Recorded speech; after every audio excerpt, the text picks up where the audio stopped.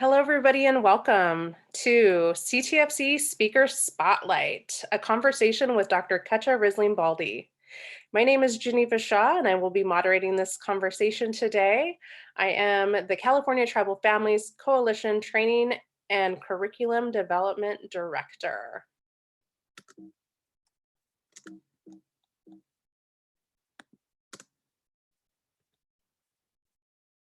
All right, today I am joined by a very special guest, Dr. Cutcha Risling-Baldy, who I will let introduce herself.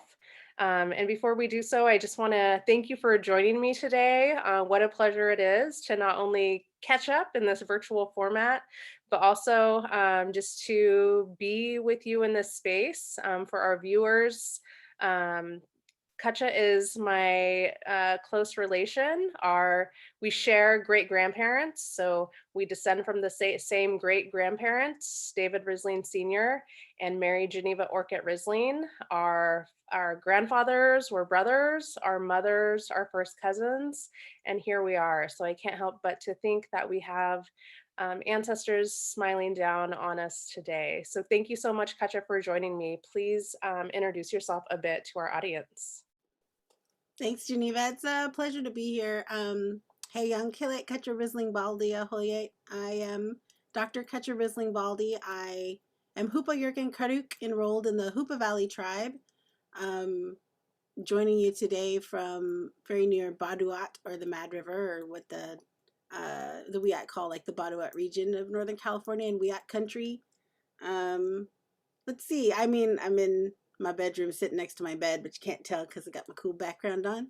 And I'm happy to be here to talk a little bit about like the work that's going on in our region and the things that we're able to do because we're so fortunate to be so closely tied to the area that we're from and living in the space that we've lived in since the beginning of time. And I think that I like to point that out to people because the tribes of our region are tribes that were never removed. They were never taken someplace else and fought, wars to stay here. And so now we're seeing like some of the things that we're able to do because we have such a long and powerful history and knowledge of this place. So I'm happy to be here. Indeed, thank you for that. And I too am tuning in today from the beautiful homelands of the Wiyot people. And similarly, just feel so grateful every day to be able to live and exist in the place that is so closely tied to where our ancestors have existed since the beginning of time. So that is definitely something that I consider to be a privilege and also a great responsibility in how we navigate ourselves personally, professionally, culturally, etc. So indeed, a beautiful day to be Indigenous. This webinar today is brought to you by the California Tribal Families Coalition, whose mission is to promote and protect the health, safety, and welfare of tribal children and families, which are inherent governmental functions and are at the core of tribal sovereignty and tribal governance. Please check out, if you so choose, California Tribal Families website, not only currently to see the good work that is happening, but also to continue to keep your eye out for upcoming webinars, trainings, and just general information to know connected to the mission of CTFC. So Cutcha, before we get into the content, I just want to give us an overview of the intent and overview today. Our primary focus is to spotlight the professional contributions and scholarship of our featured speaker, Dr. Cutcha Risling-Baldy, and we will do so by some kind of general content areas specific to discussion around the progress and innovation in the Native American Studies discipline. We are going to be featuring the book by Dr. Risling-Baldy, We Are Dancing for You. And then I'd also like to have us walk away with some kind of ideas or actionable items for how we can get involved, how we can stay involved and support the good work in the new year ahead.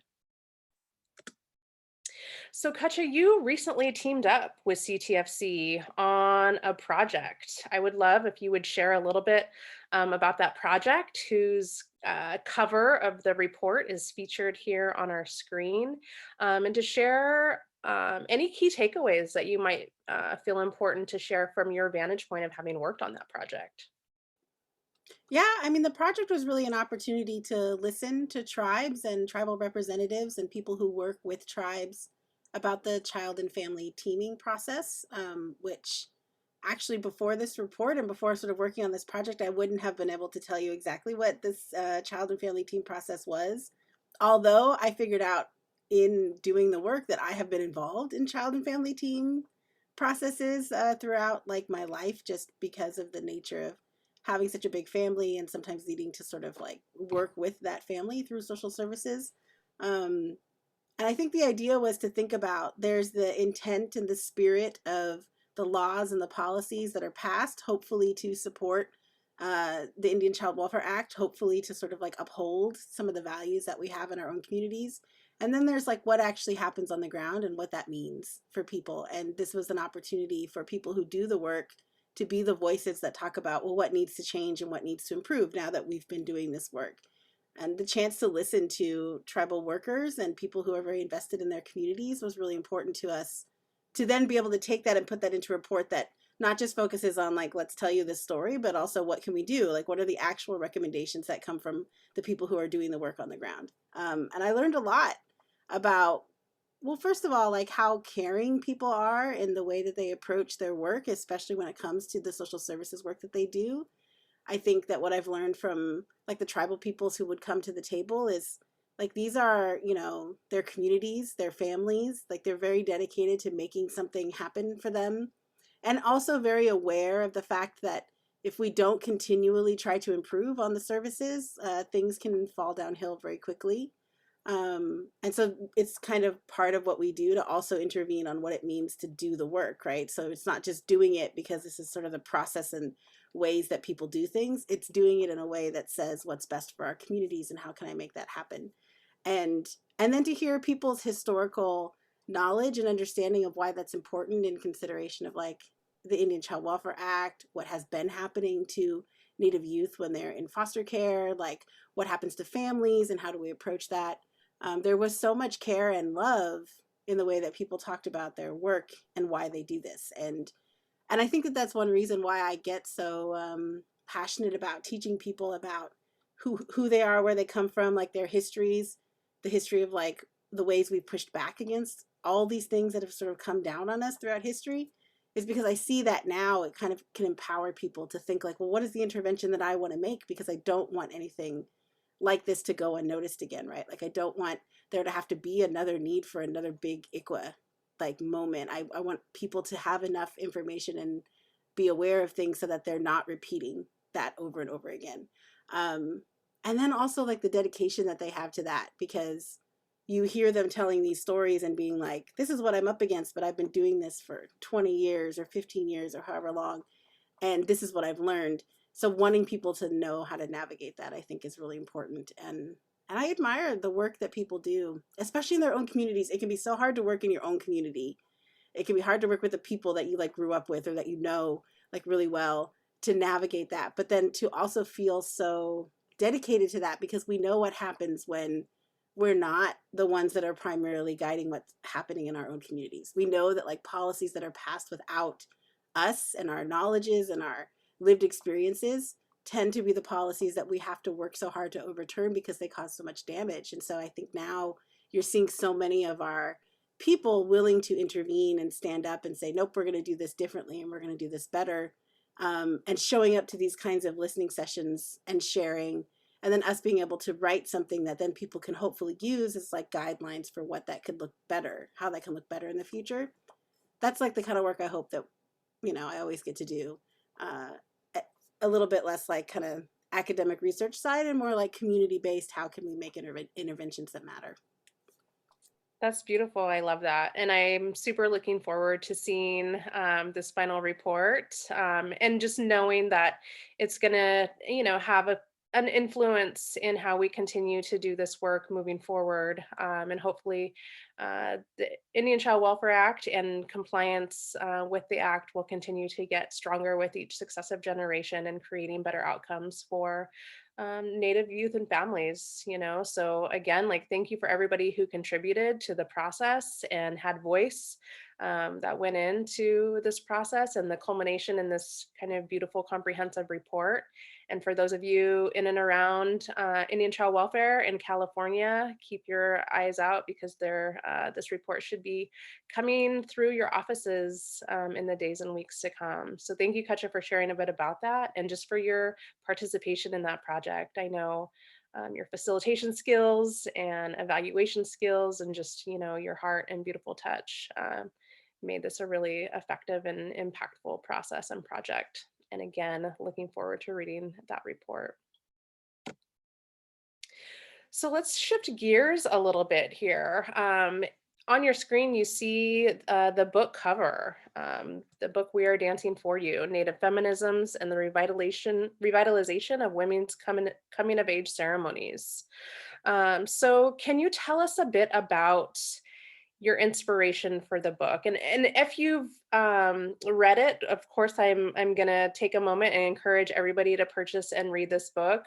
Just in preparing for our conversation today, I reread your introduction, which just kind of articulates so beautifully your inspiration and the journey that kind of resulted in this beautiful book. And once again, I was moved to tears, as I always am every time I read that or hear you speak to it. But I would love for you to share a bit about that inspiration and journey to kind of have this final product with some of our viewers. Yeah, it's funny because I mean the book is like just over like a year and a half. I think almost 2 years old now, which is kind of weird to think about because it felt like it took so long to come into being and then it was out there and now I think it's been out there for a little while, but I still get people who are like newly discovering it and so they will get in touch with me and I'll be like, "Oh yeah, I forgot about that," right? Like cuz I actually haven't I don't take a look at it a whole bunch. I will tell people when you're writing, I always say to my students like when you're sick of it, like when you think it's like the worst thing you've ever read in your life, that's when you're done and you can be like, "Cool, I'm going to give this thing away to wherever it goes next." So I haven't read it since it came out, and sometimes people will like quote things I said in there to me, and I'll be like, "Wow, that sounds really good," like I did I write that? Like I just constantly am surprised, but I'm happy that it's out there because of the ways in which I've seen it make impacts on the young people in my community, and then the people who are participating in the resurgence of different ceremonies, especially women's coming of age ceremonies, seeing it as like a validation for them that like I'm doing good work and I think this is important, and then inspiring other communities to maybe think about how they can do that work for themselves and their own. So to see like a story that tells you it's possible and it was a lot of work, but it's also a natural thing for us to do and that things will come together the way that they're supposed to. So I like seeing the life of it at this point. I mean, the work on it really started a long, long, long time ago. And I will tell people like what I discovered in deciding to approach it as like a person who wanted to tell this story, is that there were so many different ways that people had tried to make sure that we held on to our knowledge about women's coming of age ceremonies and that story can be told in so many multiple pronged directions, right? And so for me, I would say I I looked at this as an opportunity for us to be the people telling the story of the revitalization because for far too long, the people telling stories about us were ethnographers or anthropologists or people who are from far away from who we are.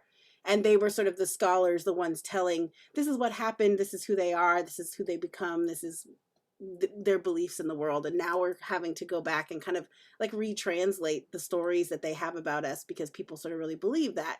And so I was like, well, we're working on this revitalization all the time. We're going to make it happen, and we should be the ones to tell the story about it, why it happened and why it was important and where it came from and what was going to happen next. And we needed to be the ones that created the theory about it, and we needed to be the ones that talked about what the impacts were.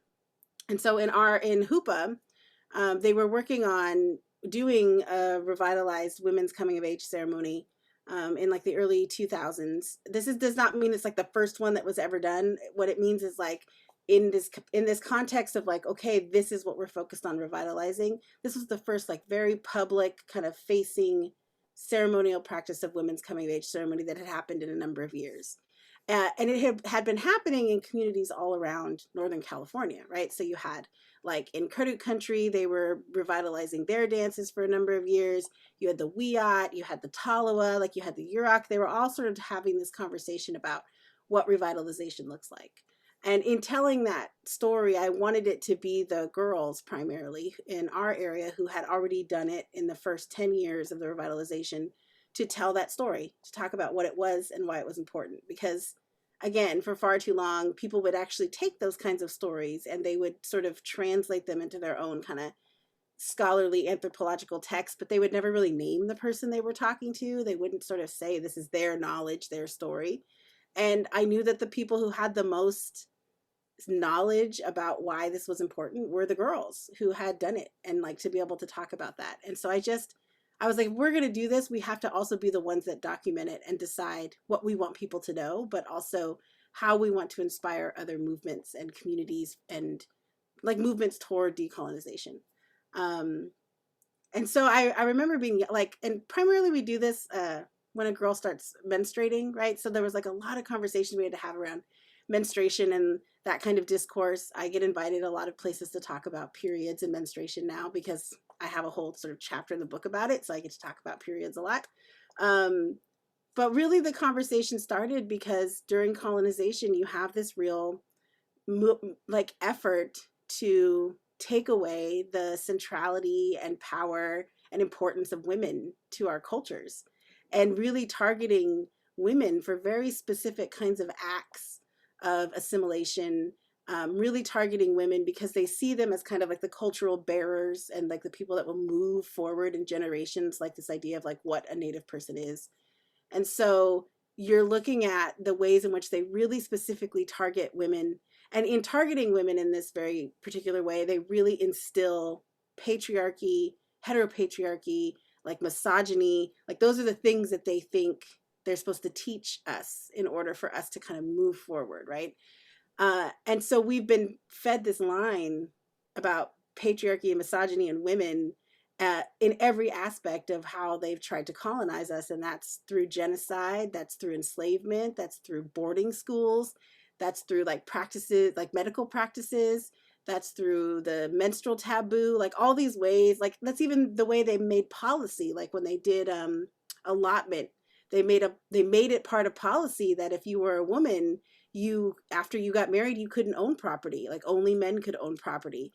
They made it a policy that like in order to have more property you had to be married, and so suddenly they're like saying we are going to fit you into this way of viewing women that really is detrimental to how you view the world, but also is detrimental to how you can like move forward from colonialism. So if you can't imagine beyond patriarchy and misogyny, you're not going to be able to sort of take apart this system that's really on top of you all the time and oppressing you. So we were put into this place. They like put us in boarding schools, which teach us that there's something wrong with the way that we viewed women. They like put us into religions that teach us that there was something wrong with the way that we viewed women. And then suddenly you started to see these effects on our young people. You saw that like statistically, young people are up against all of these really horrific situations like suicide and drug abuse and alcohol abuse. And then you're like saying, well, what's going on here? Like, what's up? What's happening? It's hard to go to like a psychiatrist or somebody and get them to diagnose you with like colonialism, right? So you like go in and you're like, what's happening? Well, colonialism is happening, right? Like capitalism's all over you. And so we kept coming up against these like, well, what do we do about it? And I think that our elders from the very beginning wanted us to make sure that we kept and had the women's ceremony again. I have heard so many stories from people that they shared with me through the interviews that were like, yeah, but my great grandfather always tried to tell me about it, or like my great grandmother always sang me these songs, or like, you know, my great auntie was always saying things, like passing on words, things that I didn't know. And I feel like so many of our elders, like they made it a point to keep bringing it up. It was almost like they were not going to let anybody forget that it was there and that we needed it as part of who we were. And so I always say it never left our cultural imagination. It might not have been something we did on a regular basis, but in our cultural imagination, people knew of the women's ceremony and they kept talking about it like we should do something, we should bring it back. I see that in all the archives. If you read the book, there's a whole section about going into the archives and learning about the dance through the archives and watching as these people are sitting with white male anthropologists who have no interest in what's going on with women, but still going like, write this down. I'm going to share with you about this thing. So there, I think creating a record, not for white, I always say like Indian people didn't sit with Alfred Kroeber for hours so he could get tenure. Like they had no investment in his career, but they did have an investment in how they wanted to, what they wanted to document, what they wanted to leave behind, and like what they saw as a future for their stories or the places in the world that they thought needed to know about who they are. Um, and so I wanted to tell that story, this story of like resurgence. And so at the time when I started sort of like really thinking about doing it, there was a lot of books coming out about California Indians, really about our genocide. People like to write about the attempted genocide of California Indians right now, which is interesting because when Jack Norton tried to do it in the 1970s, everybody was like, you can't say that, you can't say that. And now suddenly, like, white historians want to write about it, and it becomes like, it's on the bestseller list for the New York Times or whatever. And you're like, well, that's funny because we have been writing about it in our communities for like 30 years, but cool, you want to write about it. And I noticed that like people kind of stopped the story at, and then after the 1800s, like that's just it. We're just all gone or we're not really doing anything. And I always said to people, it's really interesting to me that the best-selling books about us are always about our death. Like how many of us died, how many of us are like gone.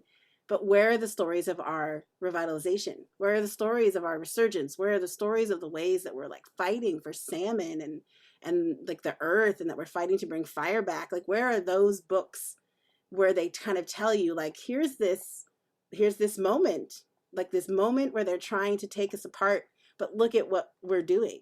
Like look at the ways we're coming back, and also look at how those answers that we've always been looking for, how do we heal, move forward, build a better community, build a better like government system? How do we do that? Well, that's all held within like our ceremonial practices. It's taught to us from the very beginning. And so I wanted that to be the book. And in looking at my own sort of like life and history, my mom, she offered at a point, she was like, I can do this dance for you. After I started my period, she was like, I can do this dance for you. I can make it happen. We haven't done it in so many years. She tried to tell me about it when I was like 12, and I couldn't hear it. I was so ingrained in like Western culture and the way things worked. In my mind, what I heard is like, I want to tell everyone that you're on your period. And like, that's what I just want to like announce it. And then I want to tell people about it. And I want to like make you the center of that attention. And to me, that was bad. And I realized now it wasn't just an internalization of like a menstrual taboo that somehow people shouldn't know I'm on my period, which we all internalize, right? Like we all know something's, we shouldn't tell everybody like I'm on my period. I was like, but it was also an internalization of what we do to girls, where if we're the center of attention, we're somehow asking for something bad to happen to us, or we're like putting ourselves into a space where we can be like attacked in some way or taken advantage of. And we teach girls to pull themselves into the background, and that if they don't and they put themselves out there and then something happens, that's their fault. And so your first instinct is to be like, I don't want everybody looking at me, I don't want everybody fawning over me or talking to me, and not realizing that stage of development that you're in like really needs, like really truly needs a moment where people are just paying attention to you. Because in your teenagerness, I just feel like you're just convinced either that everybody's staring at you, right? Or that like nobody cares about you at all. And so my instinct was to be like, no. And I shut her down like so quickly. And I talk about this at the very beginning of the book. This is actually the thing I get the most people tweeting me. Like they'll tweet me and be like, I read the preface and I started crying and now I can't read anymore. And I'll be like, keep going, it gets better. Like it gets really happy, right? But my mom, in saying she would try to find a way, I don't think I understood at the time. I think I was like, that's gross and don't talk to me, I don't even want to know. And then she kind of let it go, and she like was like, all right, this is not something you want, so I'm not gonna sort of pursue it.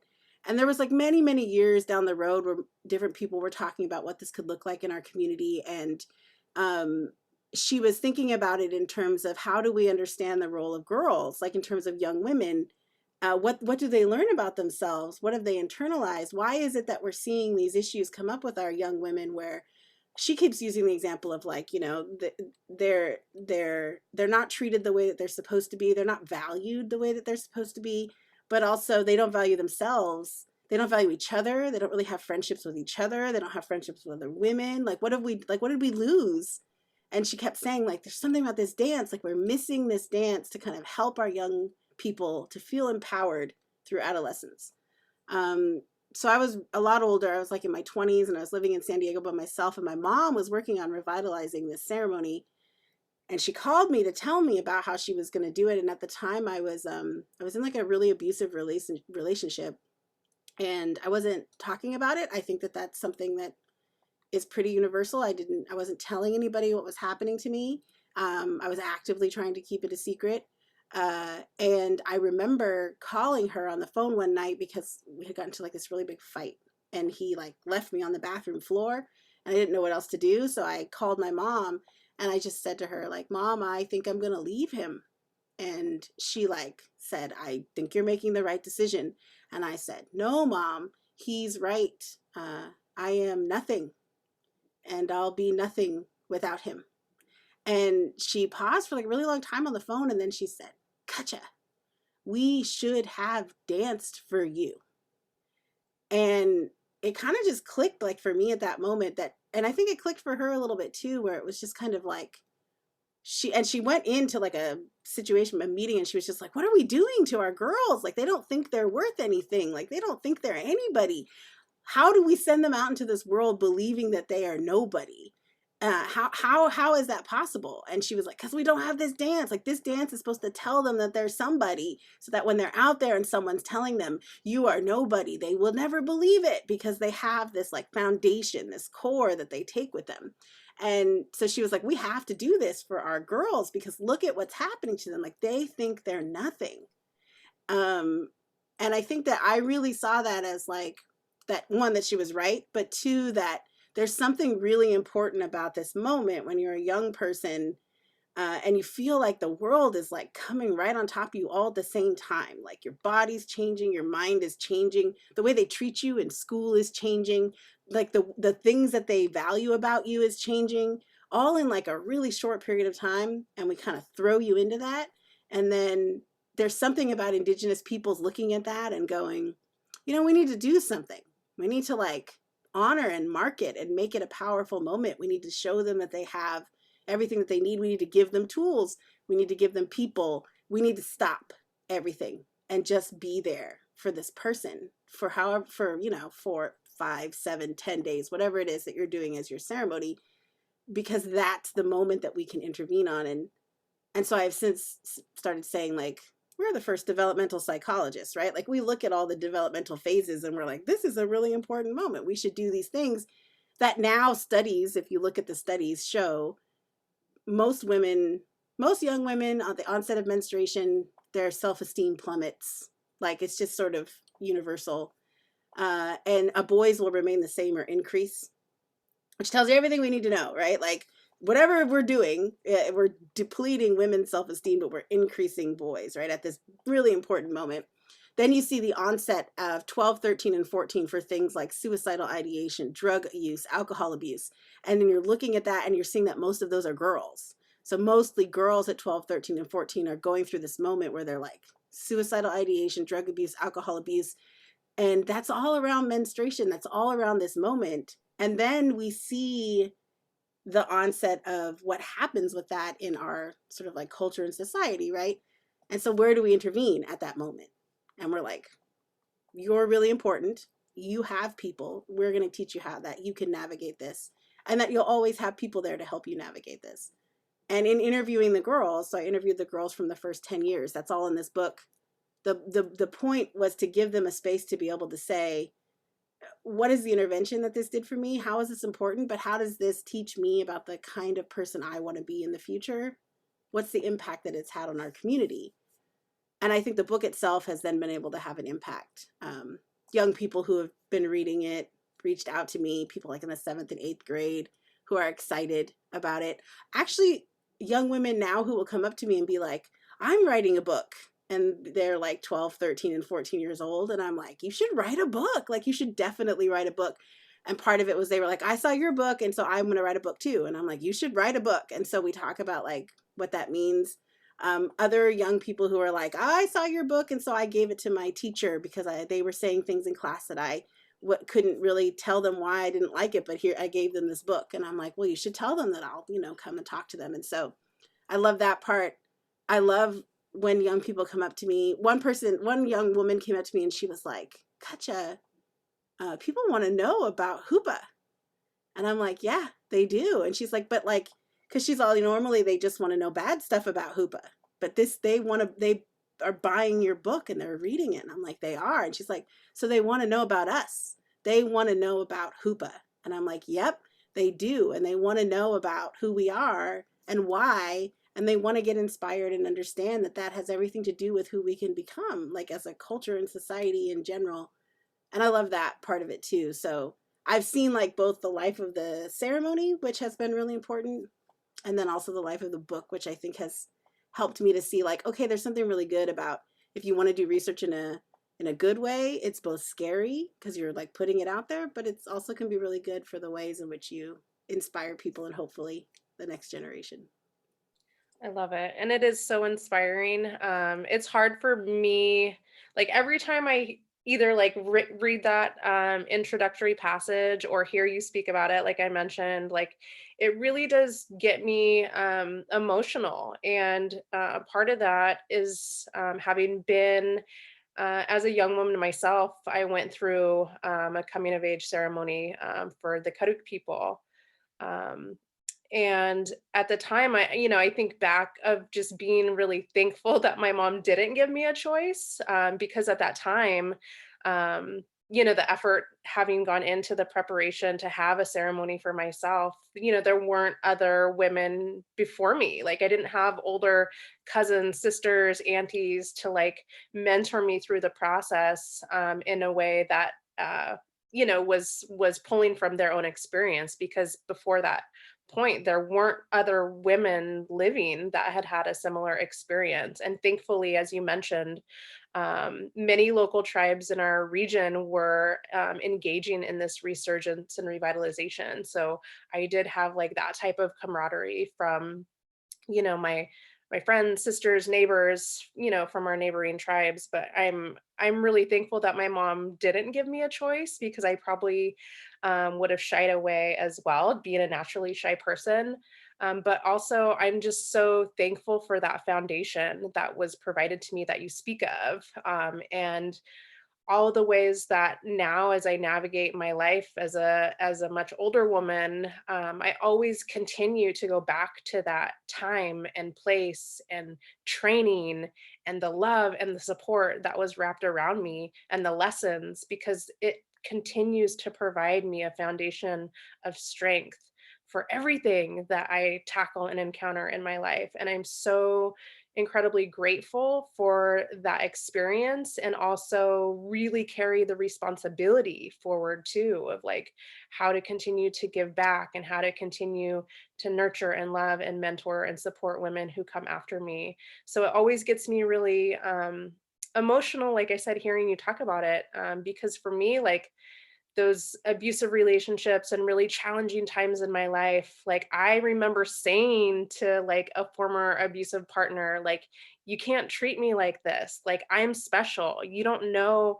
what people sacrificed for me to have a good life, and like it's not going down like this, basically. And so that strength just continues to manifest itself in my life in really impactful and empowering ways. And when the voice tells me that I'm not good enough or I can't do something, the strength of my ancestors and my community rings louder. And I think that's something that is just is priceless, and also something that folks don't necessarily understand. And even as like a young girl going through it, I never could have imagined the ways that my ceremony continues on with me throughout all the subsequent stages of my life. So thank you for explaining that and breaking it down so beautifully. Yeah, and I think what's important for people to know also is like, so I interviewed these girls at like a particular moment in their lives, and now a lot older, right? So they're going into like the next phase of their lives. And what I will say is they've always expressed to me, and just like I've expressed about what I've learned, it's like you learn something new every time. Every time you see it, do it, sing it, talk about it.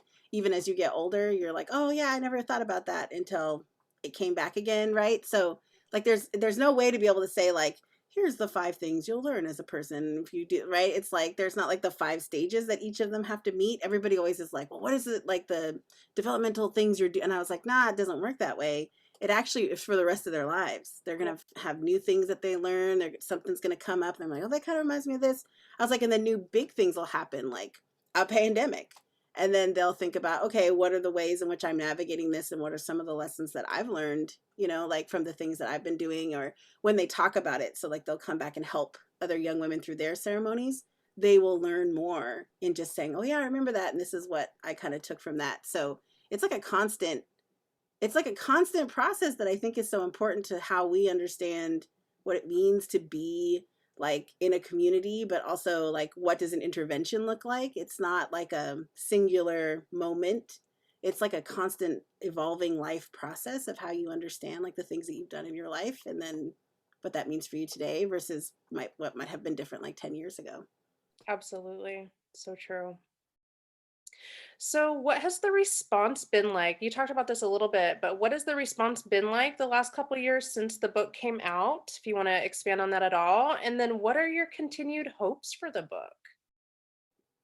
Well, I think the cool thing is, so like the first year it was out, it won an award. It was awarded best first book in Native American and Indigenous Studies in 2019, and it was like a pretty awesome moment.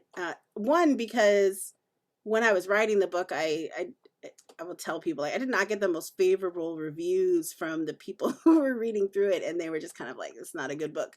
And then it won this big award, so I was like, "Haha." But the second thing is at that point I had sort of like, so I'd been presenting a lot on the work and everything, and then I got kind of to this point where I was like, well, you know what, I think it's important that the girls start to be able to present on their experience and who they are, and sort of like talking about what they would like people to know based on some of the things, because the book is kind of an overview. It gives you the history that you need. It gives you like what happened during genocide, right? It gives you like the post that it tells you like the stuff you need to understand in order to really understand why this moment. But the voices, I think, again, constantly evolving in terms of how they understand ceremony and decolonization and the role of like women in their cultures and things. So they were starting to travel with me. Like I was bringing different people to different presentations, which I actually kind of liked. I always told people like, that just means I get to show up and be like, hi, I wrote this book. Here's these girls that are going to talk about it. Okay, bye. Right. And then like, that's nice. And they were doing so good. And so many of them were like a little bit afraid at first because I don't know, but if you're not an academic and you're not used to talking about something over and over again, like you really prepare. And I would like, they would rehearse and they would do all these, and I just thought it was so cute. And then they were like, what if I say the wrong thing? And I was like, nobody's gonna know, right? So we would just get into it. But for the book award, it was in New Zealand. So we had to travel to New Zealand to get the award. And so I worked with a nonprofit that I work with, the Native Women's Collective, and we raised money through all different kinds of ways, sales, t-shirt sales, like donations, so that we could pay for 3 girls to come with us to New Zealand to present on the book and then to be there when they gave it the award. So it was really cool. Like we traveled for 10 days and we took two of the well, no, 3 young women from Hoopa who came with us, and some of them had never traveled out of the country before. So we took them to get their passports and everything. And then we all went over there and we just like went around New Zealand for, about a week, which was really nice. I always tell people like if the girls wouldn't have come with me, I don't think I would have done as much, because there were some days I woke up and was like, I'm just gonna stay in this Airbnb and read a book and do nothing. And they would come in and be like, we're going to Hobbiton. And I'd be like, oh, okay, I gotta get in the car and like go somewhere. So they like made me see it, right? They'd be like, let's go to this park. Let's go to, and I'd be like, okay. And they got to present, and I think like we got up that day and they were wearing their bark skirts and their hats and everything, and we all went in to do the presentation, and I got a cold. So like it's summertime in the United States, but in New Zealand it's winter. And so I show up into New Zealand, I get a cold, like a really bad cold, and I lost my voice. And so I got up at the start of the presentation and I was like, I can't talk very much. I lost my voice, but I brought these girls. They're going to talk. Okay, bye. Um, and each of them did a presentation based on what they thought people should know about them and who they are and like where they come from, but also why the dance is so important. Um, and afterwards, I had people come up to me that were like, I've never seen a better presentation at an Wow. academic conference before. Like those, they were like, they're so smart and they're so good at tying things together. They're like, that is like a decolonial praxis. Like they're up there giving their insight and theory. And I was like, they are the theory creators here. They're the ones living through it and creating what we need to know about what's important about that. So they got to do these presentations and then we got the big award. We went to a reception and everything. And it's stuff like that that I think has been really motivating for me when we were traveling a lot to be able to say like I took some girls down to Stanford with me at this big education conference, and then again I just got to get up and be like, it's me, I wrote this, but here's these girls. They didn't not a dry eye in the house, everybody's crying, right? You know what I mean? So I like that part of it. I like that they're starting to write their own versions of their own stories. I like that younger girls who are like, you know, in the fourth, fifth, and sixth grade are really interested in sort of how they're going to participate. I like that they have so many good questions. I've had a couple of them who will come up to me just like when I'm in the store and be like, I have your book. And I'm like, that's amazing. And then they talk a little bit about like why that's important. Um, I think that inspiring people to think about Hoopa in a way that talks about like why we're such a place of rich like history and peoples is important, because we've had some books written about us in this region, like, and we have like one of our own history books, right? But I just think there's so much to learn about Hoopa people and like who we are and like what we do, that has nothing to do with just the time when settlers came in and tried to kill all of us, right? Like that has something to do with like our theory about the world. And then I also like, I have a lot of hopes for the book, but I think the biggest thing is I hope that like someday people pick it up and they read it and they realize that like it's gone so far on toward the next phase of what to me decolonization looks like. And so, you know, I talk a little bit about the Wiat in the book, specifically because I want to tell people, a lot of people would only tell you the story of like when the Wiat were massacred on their sacred island. I don't want to talk about them as a people of massacre. I want to talk about them as a people of renewal. I want to talk about how they're bringing their ceremonies back, how they're getting land back. Like that's the part that I think we need to center in the work that we do, especially about Native people, right? Is like their constant vibrancy of like what's happening. And so I'd like them to be able to read it and be like, ooh, this was the great start to then what became like the return of all the land and baskets and everything else and all the salmon, right? Like you can see how resurgence and revitalization is the moment where we start to reclaim the things that we need so that we can make a world that's better for everyone, right? So that we renew the world. And so I hope that they read it that way. And then I'll say I hope it inspires other people to want to look at something and say like, well, how do we tell that story? Um, because I never wanted this to be a book that was like, this is how you do a dance. There's actually a lot of people make comments about how you can read the book and still really have no idea how you do a dance. It's not like a prescriptive thing that tells you about like, then this happens and this happens. It's very anthropological, right? Approaching it that way. This is like, I'm going to tell you a story about us that is told by us. And it's going to tell you about why it's so important that we are still here and that we're doing these things. And so I hope other people kind of approach storytelling in that way, that they're sort of like, it's not now about like, how do we mark down this information? It's about how do we tell these stories so that people can walk away going, oh, this is why we have to support them when they're fighting for fish or when they're fighting for land return or when they're fighting for to keep, you know, like the spaces where they have their sacred sites like protected. Like we understand it now. We can see it in total as this story. And so I hope it can do that as well. Um, and then I'll say there's a lot that has come out of it, like in terms of one, I understand it totally differently now. So I wrote this, I think my daughter was like maybe 5 or 6 years old. Now she's 13. I have a totally different perspective now that I have like a teenage girl in my life that I'm dealing with in terms of understanding different parts of the ceremony. And I tell people, like, your perspective will change, I think, when you become like the mother of the girl versus when you're like an auntie versus when you're, you know what I mean? Yeah. Versus when you're like a grandma. And I think that tells you a lot because there's so much going on. So the dance is really about this girl, but there's so much going on. You can't get away from it with family, with like community, with like stories, with the way that people have relationships with each other. That I realized my one moment, my big realization moment right now, and this has changed, is people used to ask me in presentations, like, well, what's the role of the mother? Because you would, if you read it, you kind of realize like the mom's not in it very much. And I'm always like, well, my mom compares her to being like the wedding planner. Like she has to make sure everything goes off without a hitch. Like if she doesn't order the porta potties, we have no porta potties, right? That's a big deal. But she's not like, she's not that in there with the grandma and the medicine woman. She's like out here doing all these Yeah. things. And people are like, well, that's kind of weird, right? It's not about solidifying your relationship with your mother. And now that I have a teenage daughter, I will tell you, I really think it's important that moment for a mom to come in and say, here she is, and I trust you to take care of her. I was like, because we are like pains in the butts to each other. Like, I was like, just to each other talking. But also, I realize when she's with me, people will ask her questions and she will sometimes look at me before she answers them. Like, I'm going to tell her what the right answer is, right? They'll be like, how are you doing today? And she'll like look at me and I'll be like, how are you doing today?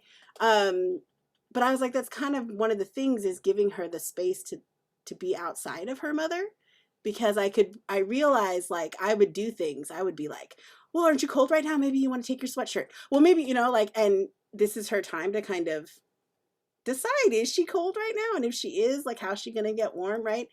And I was like, so you have to kind of give her that space. And I think it's actually really profound that we did that we came in and we're like, hand her to her grandma and her medicine woman and go over here and do your thing because she's got to learn to be outside of you.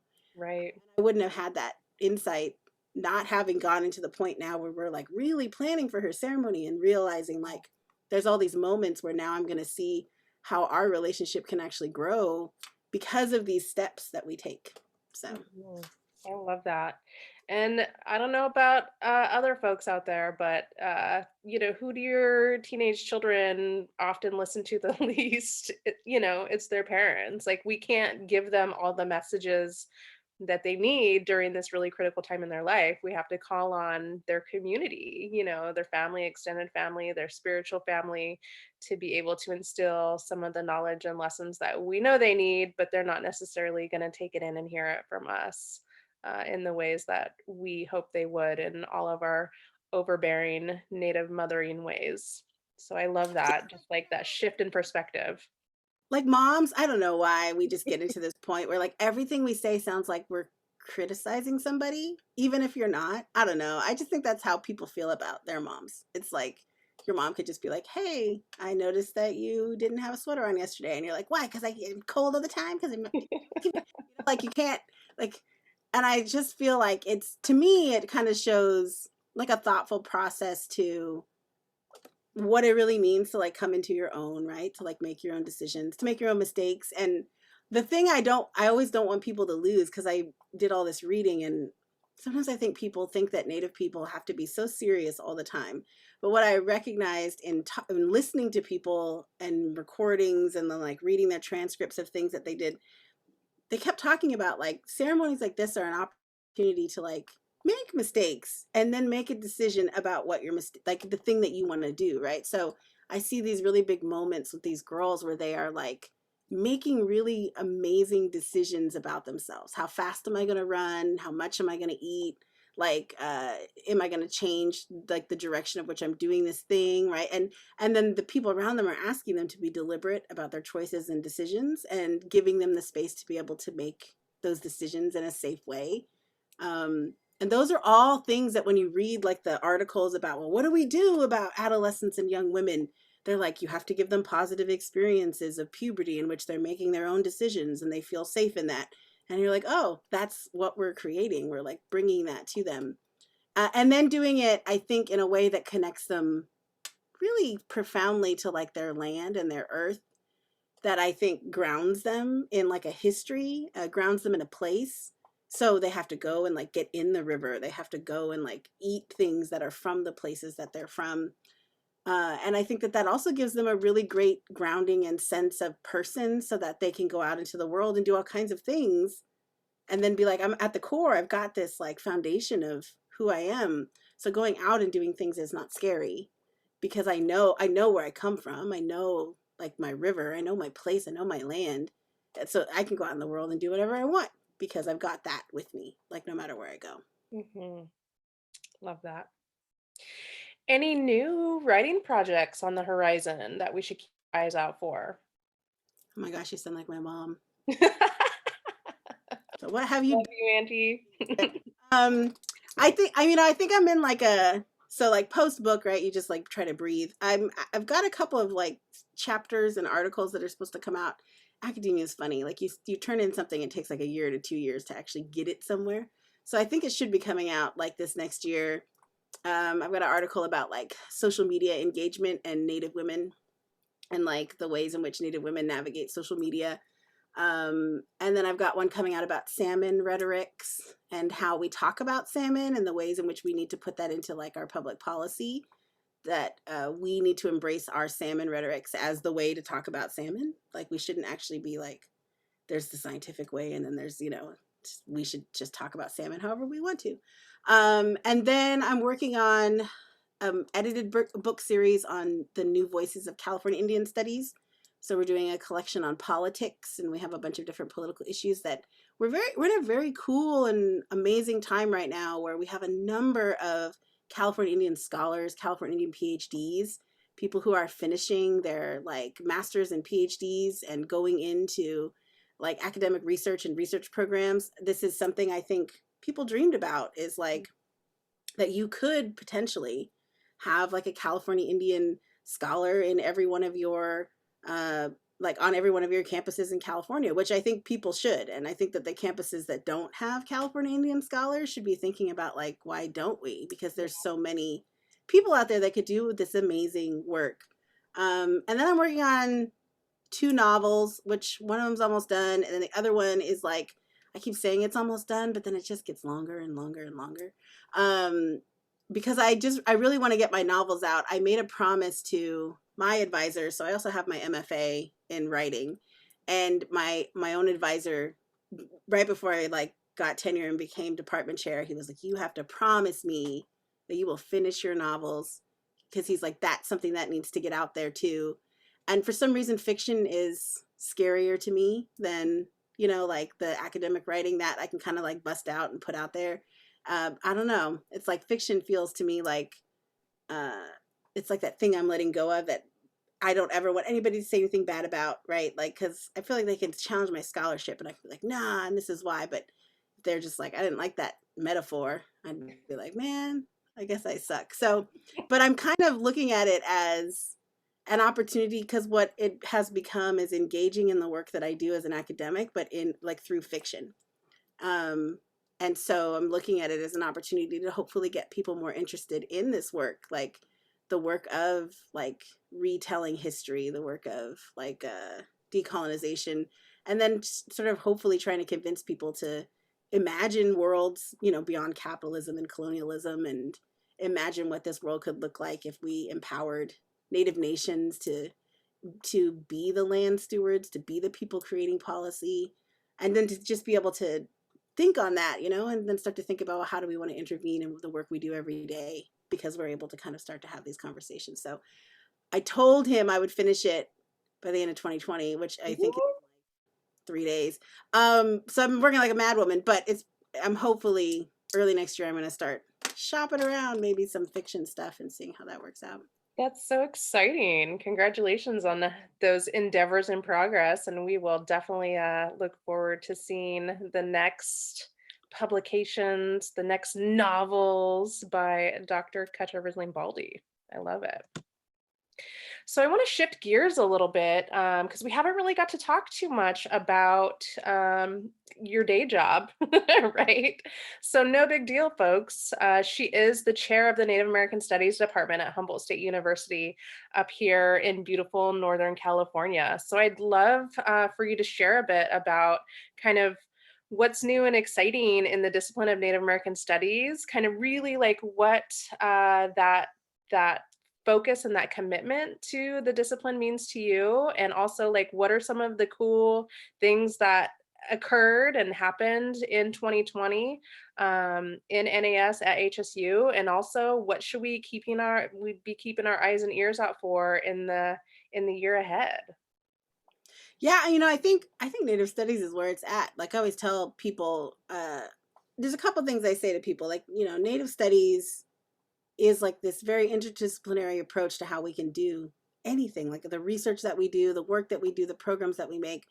But also, you're not going to solve our big issues. Like, you're not going to solve climate change. You're not going to solve like what's going on with poverty, or like you're not going to work toward a society that I think works better for everyone without Native American studies. Like, it's going to start and come from the indigenous peoples of the place in which you are currently occupying. And so, how do we take that and then talk about what that means for like the programs and things that we're going to do now? And I think what I'm very fortunate to be able to do as a Native American Studies professor is to kind of come into a classroom and be like, there's all the stuff you've learned wrong. Let's learn all the cool stuff that you didn't get to learn. And then let's imagine a better way of doing whatever it is that we're trying to do here, right? So in my like Indigenous Natural Resource Management Practices course, it's always coming in and taking apart people's beliefs that Native people were very primitive and backwards, and they, sort of these primitive hunter-gatherer societies, and sort of going, nah, we had like so much knowledge and information about this place. We have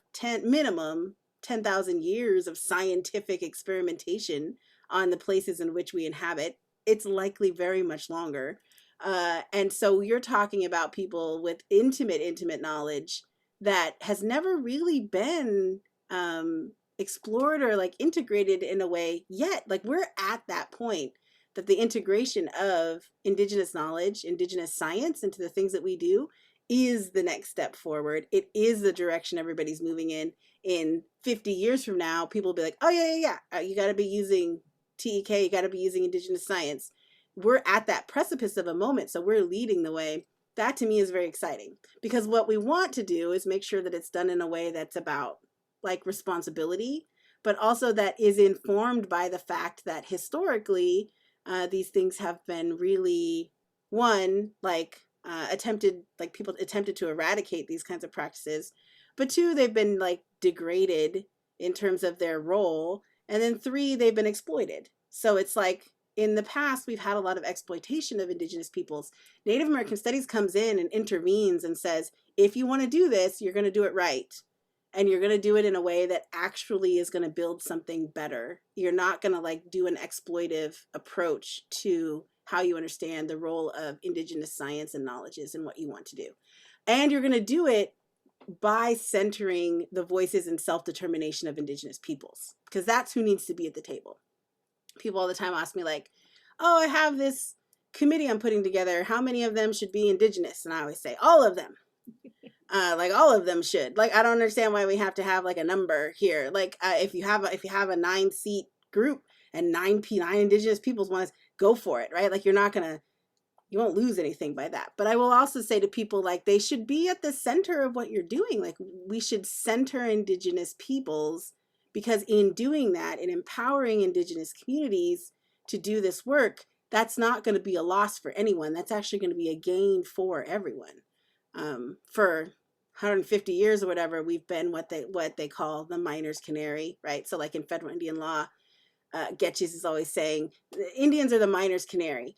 Something will happen in law and it will be applied to Native people, and people in the general world will be like, yeah, that just applies to Native people. He's like, but then, a couple years down the line, they figure out, man, that really messed everything up. And you could watch it happen in real time to Native people. So we've been 150 years of the miner's canary. I think we're now coming out to this flip side where it's like, yeah, we're also 150 years of the people who show you if you can do this work in the way you're supposed to, it makes a big, impactful difference in what the world's supposed to look like. In the areas that we've been able to mini culturally burn for the last, like, 50 years, you see a complete difference than in areas that we have. And those are really small compared to like what we would normally do.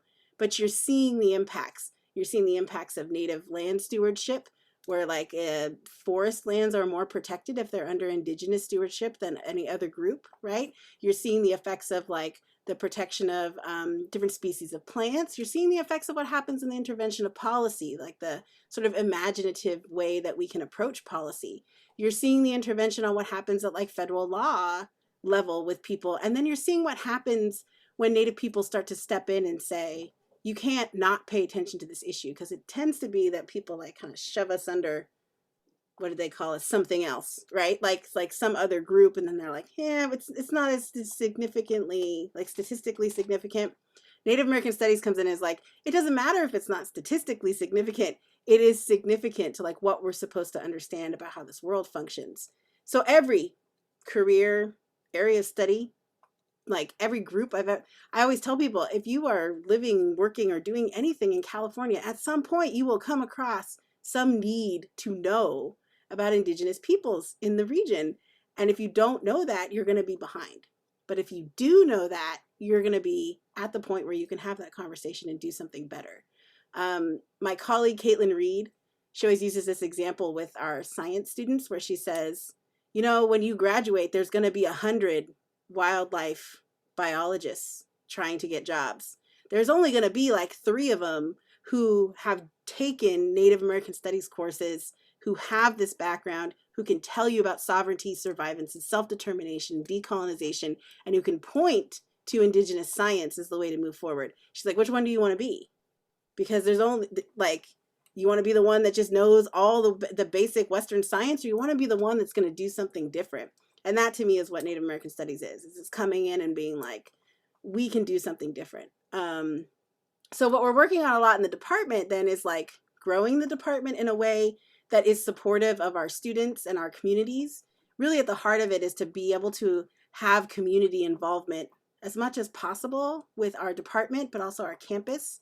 I'm somebody who grew up on the Humboldt State campus. My mom was the director of ITEP for a long time, and then CICD. And I can tell you, it made all the difference in the world to be a Native kid that just hung out at Humboldt State and did stuff with like the students. And so to be able to create spaces that keep doing that keep inviting our community in to say like, it's an institution of higher education, but it's got to be ours too. And like, how do we forward like the things that we need to happen in our communities? So we're really interested in how we can build that. We're fortunate to have, so this is unheard of, right? At Humboldt State, we have 3 Indigenous women PhD professors who are the primary like people of they're the tenure track people in our department. So they're fully full-time hired and everything. You won't see that in other departments like across the United States, if not in California specifically. They are all 3 California Indian women who are from the region. So they're all from local tribes, right? We also have so I think that that's something that's a little bit different. And I think that it has inspired us to kind of really push forward on how we can do really meaningful projects that make an impact on our communities. So one of my colleagues, Dr. Kayla Begay, does a lot of work on language revitalization. She's a linguist. I think that we're looking at how to build opportunities there to do more with language, to do more with like how we help communities to revitalize their languages. Dr. Caitlin Reed, she does her work primarily on environmental justice and environmental studies. She's doing a lot with like extractive industries, specifically focusing on like cannabis. I think that's a really important intervention, especially for our region. She's the one that gets to come in and be like, hey, we're all so excited, but have we thought about the impacts on water, salmon, right? Like the area, like how do we talk about this in terms of tying it to colonialism? And then we have this project, which is up on the slides right now. This was actually a project designed by a group of students in my natural resource management practices class last year. They interviewed faculty and staff on campus and community members to talk about like, well, what's something Humboldt State could do that would make a lasting impact in our Indigenous communities?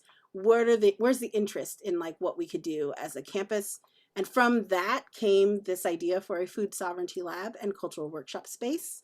They were able to request space and have secured that space for remodel. It will include a commercial kitchen, spaces by which to do activities, an outdoor classroom space, which includes spaces for like smoking fish and eels. It'll also have like outdoor preparation space. It'll be a place that has like a bunch of cutting edge video equipment and things so that we can do recordings that we share with people. And it'll hopefully be like a community gathering space very near the Goudini Gallery, which is the only Native American arts gallery that we know of, like in the CSU system. But on campus, like it's a whole, like a fully Native American arts gallery. Then the Native American Forum, right, which is a space where we hold like public facing events. So very in that area, we would also have the Food Sovereignty Lab. There, we right now have a steering committee of members of different, like their tribal leaders and like people who are running food sovereignty programs in the region. And we're working to raise the funding to be able to remodel the lab. And so we need $250,000 to remodel it. And we have raised so far 100 and I think it's $130,000. No, $180,000. Wow. It's $180,000 of it. So we're still trying to raise 134,000, I think, for it. So we're really excited about that because then once it's remodeled, we'll have this cutting edge lab space. We're going to do an internship program. We're going to be training people in food sovereignty. We're going to be helping to do various grant projects in line with the tribes. We're going to be bringing in elementary school students to Humboldt to be able to work on food sovereignty. Like there's all these ways that we can bring in this discussion for this region to sort of lead the way in like how does a university support. So food sovereignty has been an on the ground community based effort, you know, for over like 25, 30 years in our region.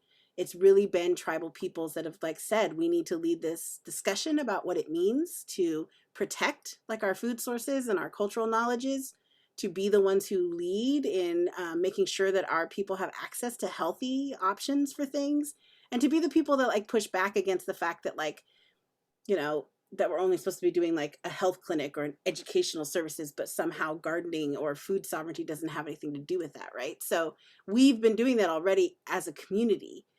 Now what's the institution, what's HSU's responsibility to support that work? And so I think this came out of like, how can we support that work? How can we help students to support that work? How can we push forward centering Indigenous knowledges and what this work looks like? And so I encourage people that want to know more, if you look at our YouTube channel. So this summer, you know, my students just got on it and suddenly we have a YouTube channel. We have all kinds of like our food sovereignty speakers series. We have a discussion about the lab, like what it could be. And we sort of tell you about the fact that this has been all student led. So a lot of the times people will say to me like, you've done so much work. And I'm always like, I do a lot of it, but a lot of this is done by students. Like this handout was made by students. Like students have really stepped up to say that this is something that they're very passionate about, but also that they want to do this because they know how important it is to be a space that supports tribes in the work that they want to do in their communities. So it will really be guided by what's the work that needs to be supported so that tribes can get done what they need to get done. And I'm looking forward to it because we're breaking ground on the lab in fall of 2021. Wow. And they think it's going to be done by spring of 2022. And so then hopefully we'll get to have a big, hopefully, right, like in person, a big sort of like gathering event to say, here it is, here's the Food Sovereignty Lab, let's go forward. There's no other lab like it anywhere, really, but especially in the CSU system. And it's really going to be a place of great, like, forward-thinking research on what this could be. Incredible. And still needing and seeking donations. So if folks feel empowered and excited to make an actionable contribution, you see that information up in front of you. Help bring this incredible forward thinking project to fruition.